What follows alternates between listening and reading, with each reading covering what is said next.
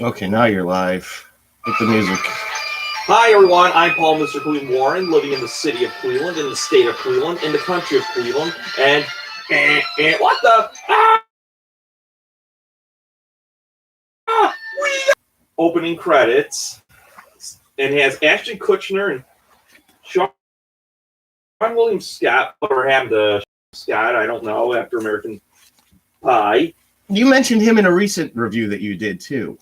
Yeah, I think it was last week. Yeah, and then I told you he was in a movie role like 7 or 10 years ago. And this film is based on actual events, in a way, so...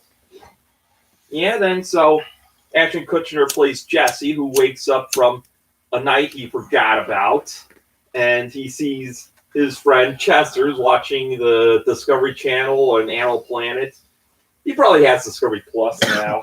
So they decide to get some food, and they find out that a lot of things happen, like there's a lot of pudding in the fridge, and then they had a lot of pizzas that they forgot to deliver because their boss, Mr. Colby, chews them out for it. There are a couple of pizza delivery guys. And then their twins, Wendy and Wanda, I think. But they had their first anniversary of being together. It's like, we're not going to have all guys' minds in some ways.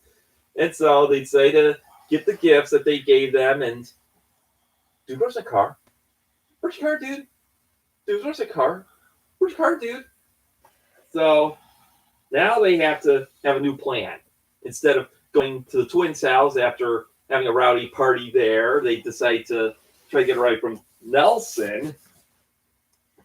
So Mrs. Crabbleman, interesting name for her because she runs over one of them. Sounds like her grandma. And then, so they decided to walk, even though they got tired at one point, but they were just past their house. So Nelson, who speaks in Yoda language, think you must. Love is all you need. Take it to the Mo. And so as they're doing transcendental meditation, or according to him, meditation transcendental, they see Jackal, their dog, who's just sleeping there. They thought he was dead. No, he's probably stoned out of his mind because Nelson gives Jackal some pot for dogs. And I don't know if that's a real thing or not. People have actually gotten in trouble for getting their dogs high on the internet. And they want to see if they can bump some beer, but no. So they decided to go and have some food from Chinese food. Best scene ever. So Jesse wants to order the food. So they get some garlic chicken, white rice, wonton soup, some fortune cookies. And the Chinese food lady insists they order like a couple more things. And then? They should have gotten some egg rolls. You can't have Chinese food without egg rolls, in my opinion. Yeah, I'm constantly disappointed when, like, it says on the menu with the dish, and then they forget the egg roll. So, but in real life, that did happen to me. I went to this Chinese food place on Brook, and she didn't say anything. And then it's like, is there anything else? Want anything else? And then after because this happened on Labor Day weekend of last year before I went to St. James, the church. And she didn't keep going, and then. Yeah, that's the true story. But so Nelson was getting tired of Jesse and Chester's their calls Dalai Lama a bad word. But Christine Boner comes and meets with Jesse and Chester, saying, "I had a good night last night." Oh wait, that comes later. I don't still tell you. But so Christine says, "Why don't you get a new car instead of that car that you did have?" Because they had this briefcase full of money. Mm-hmm. And so Tommy and his group of pals, the jockey guys, decide to tell these stoners, "Hey, stop worrying around Christine. She's my girl." And then they put heads, well, bye. And so they find a matchbox that said the Kitty Cat Club. Luckily they did not call the club the K, have a K on it, because that would be Oh, 3Ks. yeah, that'd be bad. Yeah. And so they said that they did a lap dance. They went to the strip joint, and one of them was Tanya, who, I'm a gently challenged male. God will get you for that. I know that's not how she. That's Gonna say B. Arthur played her? no, that'd be even weirder. But yeah, she's so Tanya, the genderly challenged, says, she wants her money. Where's my money? Luckily, she didn't throw Jesse's head in the toilet. Right. Oh, dude, I think it's down there somewhere. Yeah, just like the Big Lebowski. Yeah. Right. So now they have to find the briefcase full of money, and then they decide to go and meet up with the twins. But they found out that there's a couple things that they like the dark chocolates rather than the milk chocolates, because they just gave them a last minute gift, and they saw the house clean except for the outside. But all they had to do is take out the trash. They all take it at once. They just take all the trash at once, and they trash the house again. So twins kick Jesse and Chester out. 3 words: anger management. Yeah. So after they got kicked out, they get some cult puts Chester in a van, and they're part of Sultan. The one guy's named Jeff, but the other guys have 4 Z's on their first name. So, what are they? Zoltan, Zach? Yeah, I think so. Yeah, Oh. And Jeff. All right, remembering would have made that funny. Yeah, so that was a cult, and they drop them off to a dry cleaning place, and they find out that they have tattoos on their back. Dude, what does mine say? Sway. Dude, who's on first? So the one tattoo says "dude" and the other says "sweet," Yes. and they keep saying it back and forth and keep getting frustrated because they think they're not telling each other what it says. right. I got you. So It's one of the best bits in the movie. It's a good bit. A So- nod to old timey vaudeville. yeah, and then I'll have to explain about it a little bit more later. But so they get their suits at the dry cleaner, their new suits, and party on the VW. They get in their VW. They see Fabio with his significant other. Fabio was making out with her. They make out with each other, and they have another fun party in the middle. It's almost like a music video at that part there, where Jesse and Chester are dancing in the pool and hot tub and whatnot. Mm-hmm. So Jesse and Chester, after all that, so the Zoltan people want the continuing transpuncture, and then there's 5 almost identical hot chicks who want the continuing transpuncture, and one of them eats a popsicle whole, and that's how she got the role. One of the ladies Did that in real life, even. Uh-huh. Well, there you go. So that's how she. But the hot chicks disappear, and then the cops come by once Tanya says, "Where's my money? Where's my money? Go! We'll get you if you don't give me my money." So, but unfortunately, Jesse and Chester get arrested, and they went. So they're at the headquarters getting interrogated by. Hey, don't beat up the dummy. That's what the Chester's line. So. But actually, it was a wrongful accusation because they found out who really did it, but it wasn't Jesse and Chester. They were the ones who gave them all donuts. That's what's interesting. They gave the police officers donuts? Yep. Oh, that's a stereotype. Yeah, actually, we knew a cop that who didn't like donuts. Okay. And it's I think of Mike and Kevin's like saying in that episode of us, he's like, "I don't even like donuts." Yeah, right. At the end of the. I'm Danish, as a matter of fact. Danish, because Yeah, but my friend Kevin's half Irish. Yeah, not all cops are Irish. We knew one that my dad knew one who was Italian, and he would say, "Oh, like my father." Oh, the karaoke singing Italian Yeah, police officer. plastic face. He looked like his face was made of plastic. I don't know whatever happened to him. He like disappeared. I hope Mafia didn't get him, but Wow, that's racist. so then they decided to. After all that, they decided to. The hot chicks, after cleaning up the house, they're at this thing for this event for blind boys, and one of them was reading Braille, and it's like she's reading the hot chick, and he's reading the hot chick, which so many things you can't do in this film. Well, yeah, you can't do any more, no. Right. So they tried to call her friend. So Jesse Chester then would try to call a friend Nelson, but Tommy the jock says, "Oh yeah, we his gang decided to like bully him, and they were as well as because they knew everything about it." Mm-hmm. So the hot chicks were trying. They went to the pizzeria, and they were like Tommy, like Christine decides to dump Tommy because of how much of an ass he is. Okay. So, but when Tommy's gang tries to get Jackal's bong, Jackal attacks them.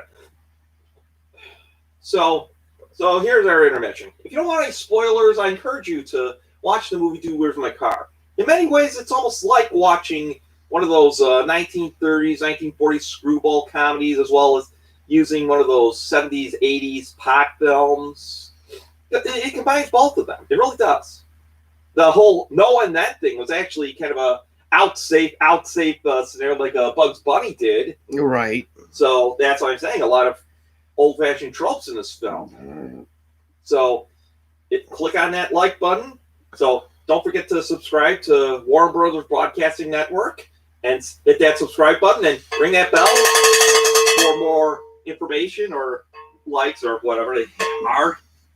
Well, you would click the like button to like it. Uh-huh. You can click the share button to share. Yeah. So then your friends are watching us too. And then you click subscribe so that you can subscribe to us. Yeah, get notifications. And the bell is the notification. Notification bell. Right. So that every time that we go live or we post something, you can see it right away. Uh-huh.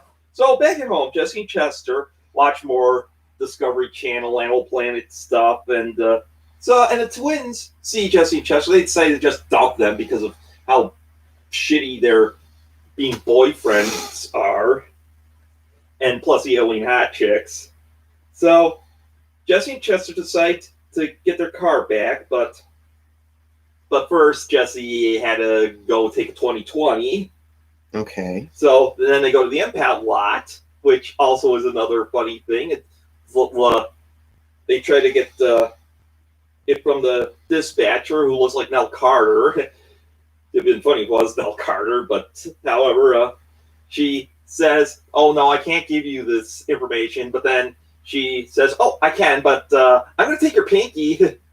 She almost takes Chester's pinky, Uh-huh. and like because they were trying to lubricate it.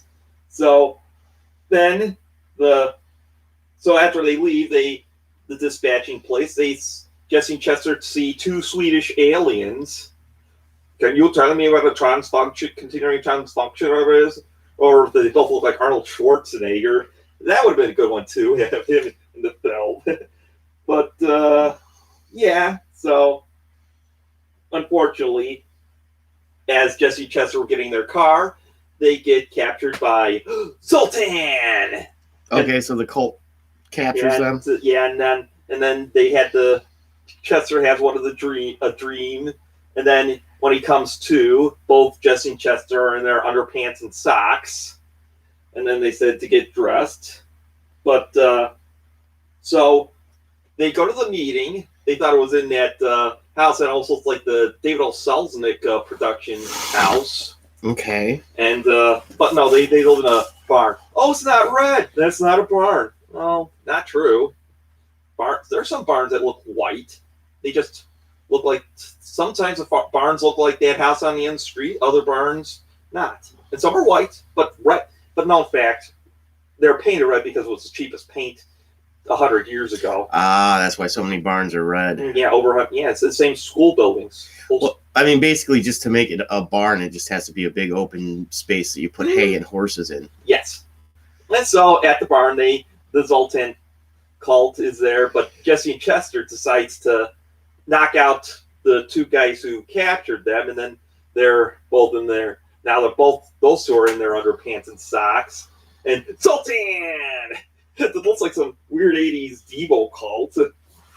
So by then, the Scandinavian aliens interrogate the Chinese food lady, and then, can I get an order of shrimp fried rice? But both Jesse and Chester see the car is at an ostrich farm, and this is another good one. One of the ostriches knocks out Jesse and Chester when they wake up, they're in this basement jail with Mark, who's played by Andy Dick. Of course. Some jerk in a movie named Mark. And Pierre, the ostrich farmer, thinks that they are poachers. I would like to buy a hamburger. Okay, right. Yeah, So they're trapped in this guy's basement dungeon. Pierre also looks like Inspector Clouseau. Right. So, but they try to get the car, but the car is gone. So then we get to the climax. The clue that it was at an arcade and mini golf course called Space-O-Rama. So an employee asked Jesse and Chester about. They had a good time that night too. Oh my god, these two! This is almost like the time when we were teenagers, and I'd like to live that again. And then Jesse and Chester open up the locker, and they get stopped by Tanya with her significant other, saying, "Where's my money, dipshit? God will still get you if you don't." Oh, my money! You're so... And she changes her and kisses them and thanks Jesse and Chester. You're so grateful. Right. Or she's grateful or they're great or something, yeah. Vivian, I'm pregnant. No, that's something else. So yeah, it's also B. Arthur. Yeah, Jesse and Chester find a lot of stuff, and they do learn Japanese. They get a lot of tickets, and they didn't know what the hell the continuum transfunctioner looked like. So they called everyone. So almost everyone in the film gets together, and Jesse and Chester says, "Oh, we got the continuum transfunctioner." And even though the Zoltan cult has the twins, which was earlier, but they decide to, "Oh, that's a continuum transfunctioner, thank you." And then they get the twins back, and unfortunately, the Scandinavian aliens say, "That's not the continuum transfunctioner." And it was a Rubik's Cube of all things. And it turns into the continuum transfunctioner. So Jesse and Chester asked this simple question about what did we get on the 18th hole? And the hot chicks didn't know. The Zoltan cult didn't know. Tommy's bullies didn't know because they weren't there. But the Scandinavian alien said, "You got the hole in one." And then they fix the continuum transfunctioner. And the climax is so bizarre. So all the chicks that becomes the 50-foot woman, they use the 50-foot woman reference. And then she literally eats Tommy. It would have been funny if Tommy would have said, "Ha, eat me." Oh, okay. Who turns into the 50-foot woman again? The hot chicks. The hot chicks do, that's right. Yeah. And so and the Scandinavian alien says, "You got to save us from the 50-foot woman."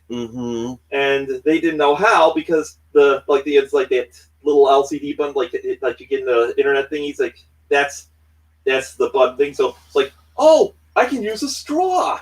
That's what Chester did, and boom, ding dong, the witch is dead, and her underwear still stayed intact for some weird reason. Okay. I want to go in that right, Daddy. I do too, son. Yeah, that's a weird line in the movie. But so And also, Jackal pulls an R. Kelly on Tommy. Another movie where you dog peeing on people. So this Jesse and Chester still don't know where the car is. So since Jesse and Chester helped the Scandinavian aliens, they decided to return the favor by taking them back to the next morning. So time goes backwards. Oh, to the previous morning. Yeah, not like how Superman did it. Right, I get it. Superman flew around the Earth. Everything's back to normal, but they still can't find their car. It was behind a post office truck. Dude, there's my car, which is a French car. It's from the 70s. Get French cars in Mexico right now. Well, the film's in Southern California, right? So it probably just cross the border. Yeah, because then you get parts probably in Mexico. The only north is one of the few North American cities that have French cars. So Jesse Chester gives them the twins the gifts. It's I heart you, and they were hoping to get their special treats, but they were berets. Oh, their special treats were Frenchy berets. That's actually funny too. And thanks, the aliens gave Jesse Chester. Scandinavian aliens gave Jesse Chester gifts for the twins, and their boobs get big. They go for some Chinese food, and there's like, dude, what's the tattoo thing again? And the film ends with some outtakes and blue, which is what I like in some movies. If I ever like to do movies, I would actually want to use bloopers, outtakes during the credits if we can. Well, I mean, it depends on the tone of the film. Like in comedies, yeah, if you had bloopers and outtakes after Schindler's List or something, that wouldn't work. Yeah, that would be weird. Well, but I do recommend the movie. It's again, it's like using 1930s old-fashioned screwball comedy films, because it's like Abbott. It's very Abbott and Costello-ish. I will say this: as for a movie like Dude, Where's My Car, and you see the title, and there's quite a few more juvenile jokes and things like that. There are a lot of tropes to it. It's like there are a couple of detectives, but they're also the bumbling tag team. Like you have the Marx Brothers in a picture behind you, but there's, like you said, Abbott and Costello, or even Laurel and Hardy sort of influences in it, where here's your two dopes, your two leads, your protagonists, but all this stuff keeps happening around them, and it's like a detective movie in the way that the Big Lebowski is, in a sense, where they have to figure out the puzzle and all the characters that they run into on the way. It's pretty well developed.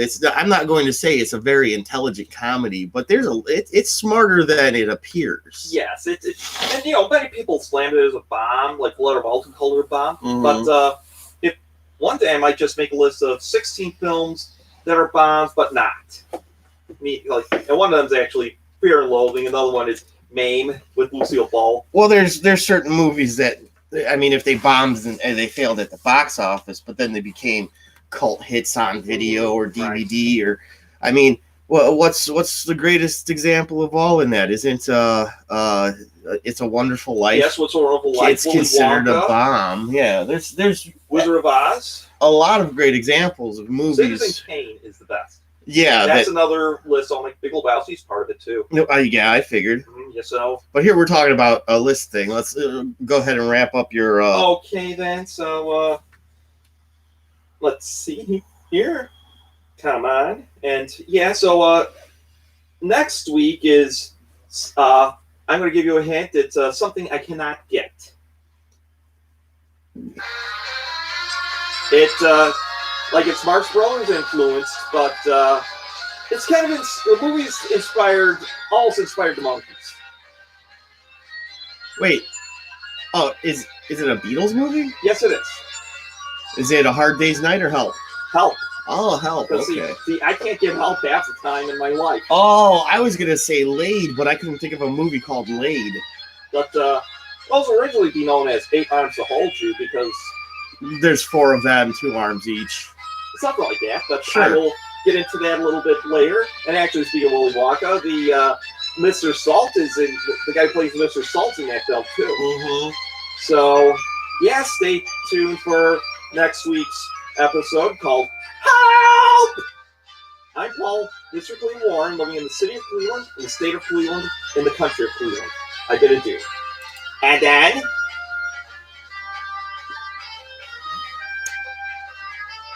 And then...